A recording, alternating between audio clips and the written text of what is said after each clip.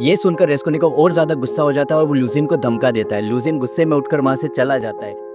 जब ये कन्वर्सेशन चल रही होती है मर्डर के बारे में, तभी वहाँ पर एक स्ट्रेंजर आदमी की एंट्री होती है। वो आदमी ल्यूजिन होता है, डोनिया का फियांसे। वो रेस्कोनिकोव को इस हालत में देखकर थोड़ा शॉक होता है, उसके पास आकर बैठ जाता है। अब कमरे में डॉक्टर जोसिमो, रजाउमी, नेटी, लुजिन और रेस्कोनिकोव होते हैं।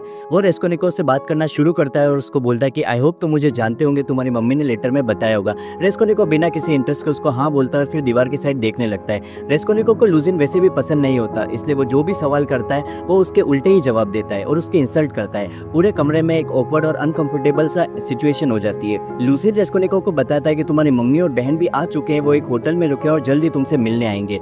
लुजिन काफी आउट ऑफ प्लेस फील कर रहा होता है, इसलिए वो सोचता है कि वो वहां से चला जाए, लेकिन उससे पहले ही रेस्कोनिकोव और लुजिन की बहस हो जाती है। रेस्कोनिकोव लुजिन को बोलता है कि तुम मेरी बहन से शादी सिर्फ इसलिए करना चाहते हो क्योंकि वो गरीब है और तुम उसका फायदा उठाना चाहते हो। लुजिन उसको बोलता है कि तुम्हें कोई गलतफहमी हुई है या तुम्हें लेटर में कोई गलत चीज बताई गई है, ऐसा कुछ भी नहीं है। वो सारा इल्जाम रेस्कोनिकोव की मम्मी पर लगा देता है कि शायद उन्होंने मेरी बातों को गलत समझा और तुम्हें गलत बताया।